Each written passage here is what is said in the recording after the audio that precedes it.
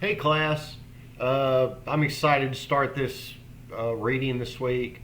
I've given you a really good one. It's reading critically and actively. We often read for entertainment, even if it's a newspaper. Looking at how the author puts their information together, is it effective? Are they biased?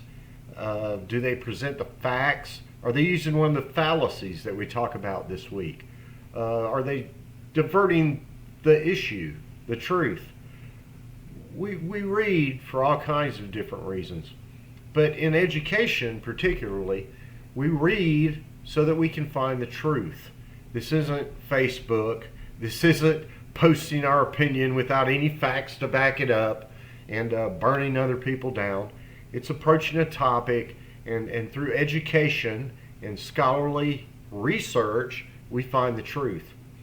So how do we read? This has a lot of great information.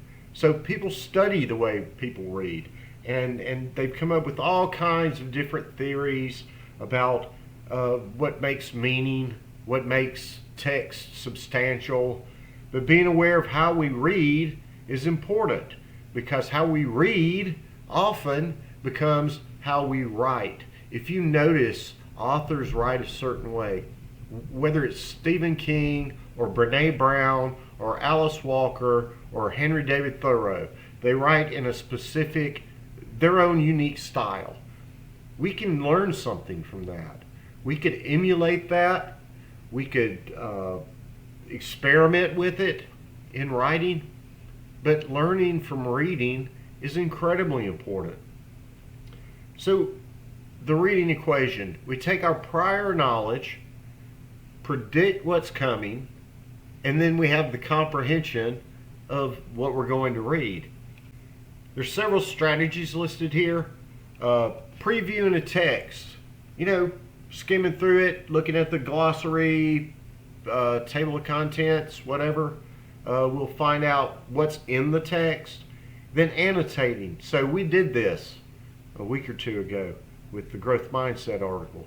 We annotated, we wrote on it. I have an example here for you in the reading of an annotated New York Times article, right? Breaking it down. And then can we summarize that, what we've broken down? Can we summarize it in our subjective interpretation of what we've read? And then analyzing the bits and pieces of the article. Reread it again. Now we might see something totally different. And then we respond. We have a response to it. So we talk about previewing in here. We talk about annotating. We talk about why we find the thesis. What's their argument? What's their main point? This is always key in your papers. What's your main point? Usually at the end of the first paragraph, right? 99% of the time. Marking key terms. Looking up words that we don't understand or we're not familiar with, right? Underlining important ideas, putting stars. This guy's crazy. Something in the side margins, right? I don't understand. This is a weird concept. That makes a lot of sense. Write your questions or comments in the margin. I mean, you own it. As we said with Mortimer Adler, how to mark a book. You buy a steak, you paid the money for it, but you don't own it yet. It's not until you consume the steak that you own it. So print out your work for school, not just for English, whatever class you're in, history, sociology, psychology, nursing, and write on that piece of paper. You'll remember it. You will remember it, and I'll show you in my lecture down below why.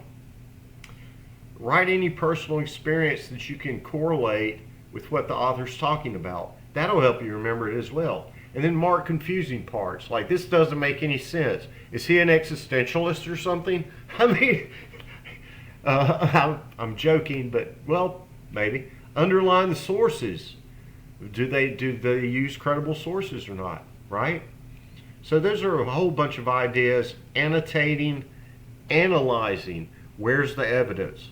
Do they have evidence? Are they making assumptions? Are they using fallacies? Is the author biased? Or are they just swinging it one way? We see this all the time in the world around us on the news. Rereading. The first reading. First time that you read a text, you just skim it, right? Go through there. Second reading. It should be slow, intentional. Whoever said speed reading makes you smart was mistaken. People who take time and read between the words and think about the author's intention and why they placed them there, that makes you smart. The third reading should take into account any questions that you ask. Can you find the answers to those? Reread it. And then you respond at that point.